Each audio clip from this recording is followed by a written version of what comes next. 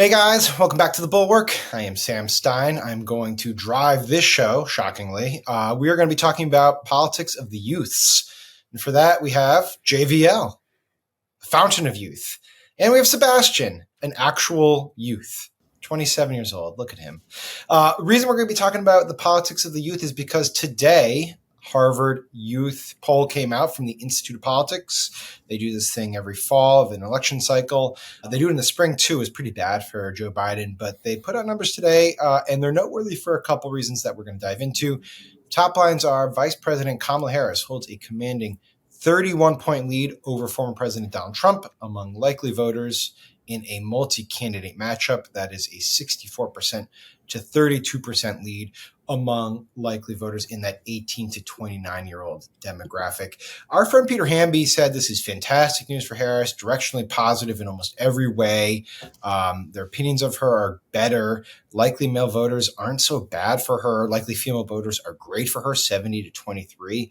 Let's just talk about the top lines first, and then we'll get to like the kind of juicy stuff, which I like under the hood. JVL, what do you make of this first? It's good, but it's also just a return to what the Democratic candidate should be doing, right? And this was, look, nobody was a bigger fan of Joe Biden's presidency than me. This was, it was a meme around the office, a joke at the Bulwark that I was the number 2 Biden fan in America behind Dr. Jill. It was close, though. It was close. It was close. Yeah. But what really sunk his candidacy was that traditional Democratic groups were leaving him.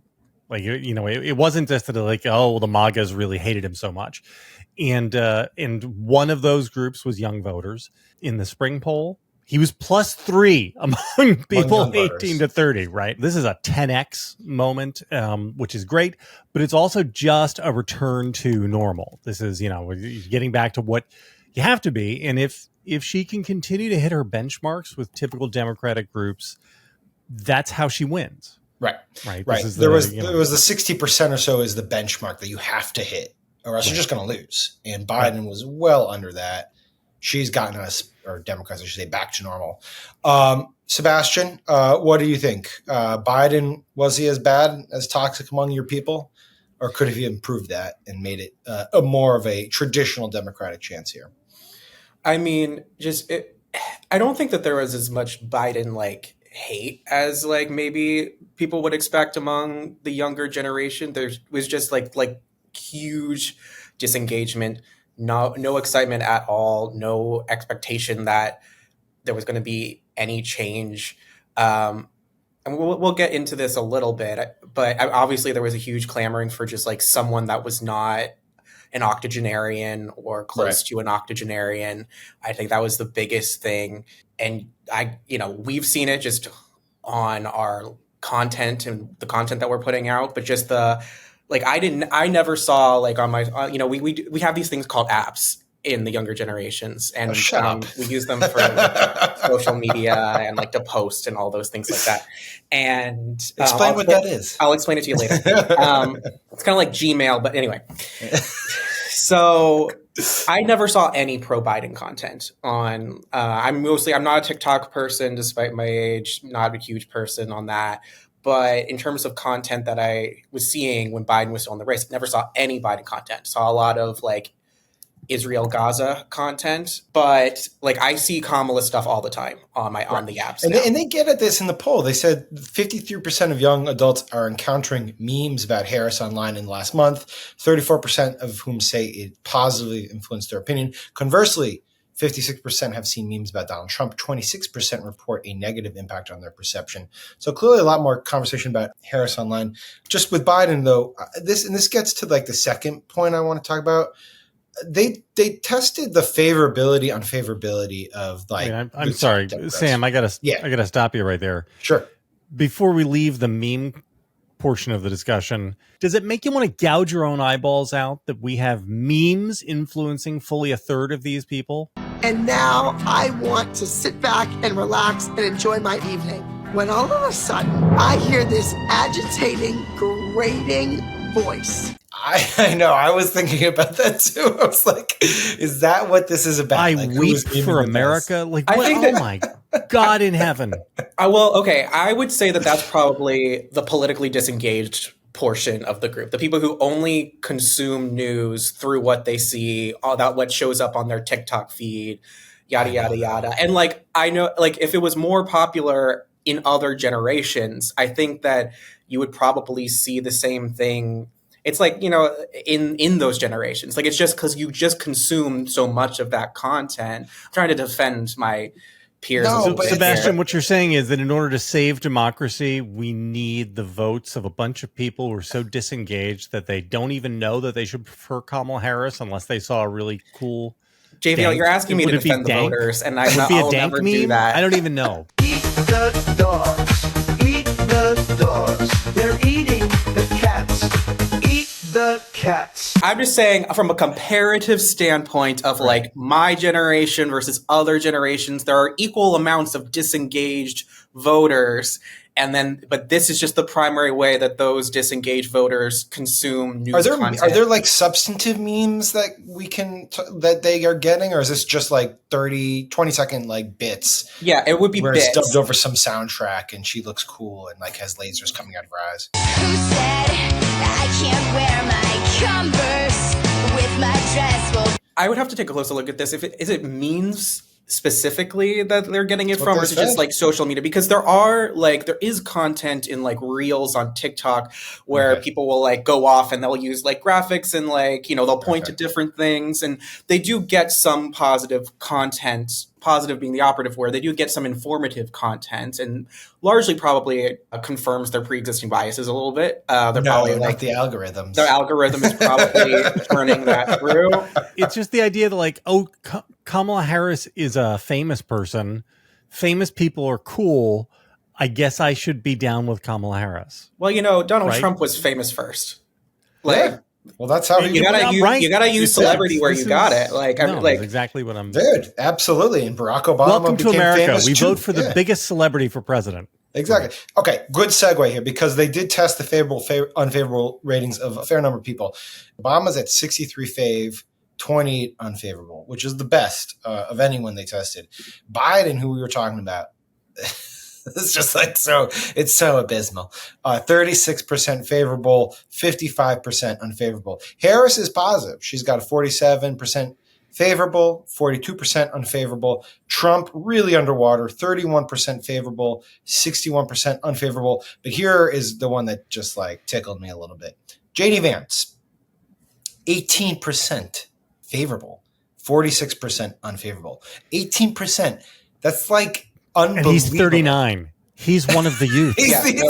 That's the biggest thing. There's no one they tested who's in the 20s range. Like they skipped like the 20s to 30s. He went all the way to 18% favorable. It's toxic. How did he end up this bad? You've seen him, right?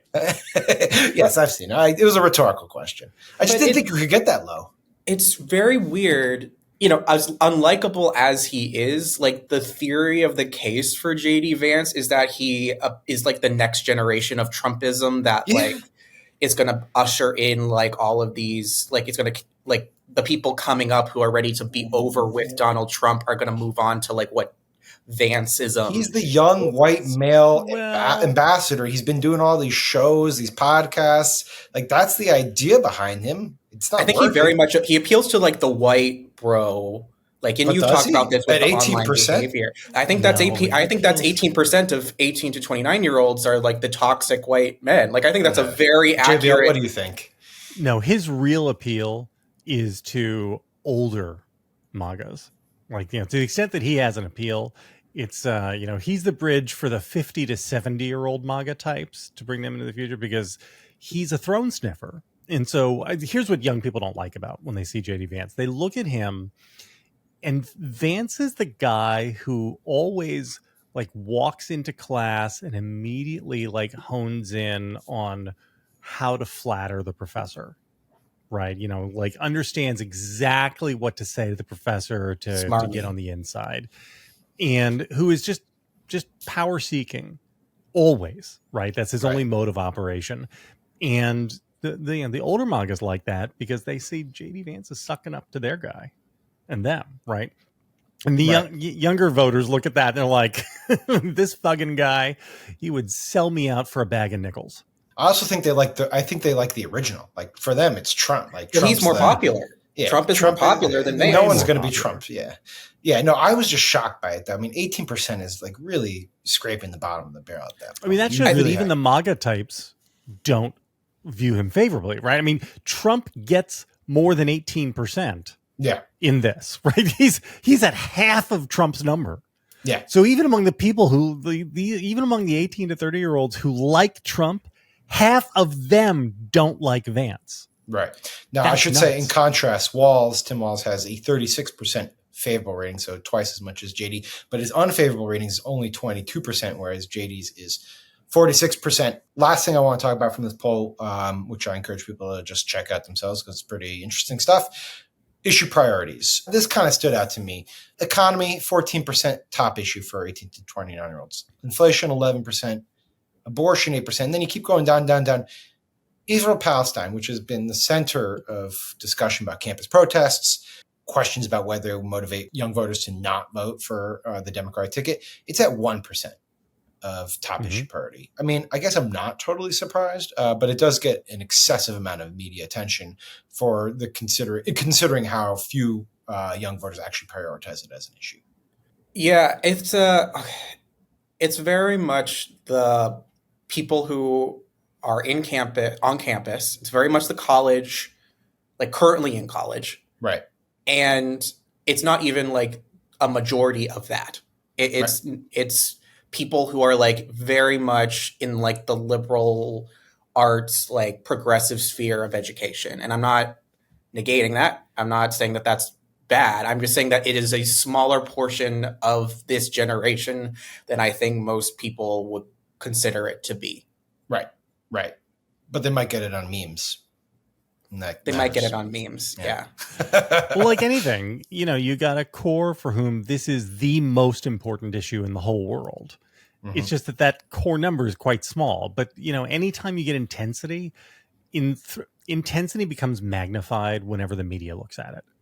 And so, the media looks at a very intense movement and then just like adds numbers to it. It's like the way the camera adds pounds to your face, right? It makes it look bigger than it really is. So I tell myself. I will say also a lot of media went to the universities where these protests have popped up. It's personal for them. Yeah. They've been on those campuses. They recognize it. Anything else you guys want to add before we leave this poll and this YouTube alone? I think that what this shows is that Kamala and Tim Walz have done a good job of motivating both the like center left portion of 18 to 29-year-olds as well as the progressive portion of 18 to 29-year-olds. And I think that Trumpism and MAGism, like getting the center right young people engaged and excited to vote is something that they haven't cracked yet. I think the people who are like super MAGA my age are like, yes, absolutely. I'm so excited to vote for Trump, and maybe a smaller degree, super excited to vote for Vance.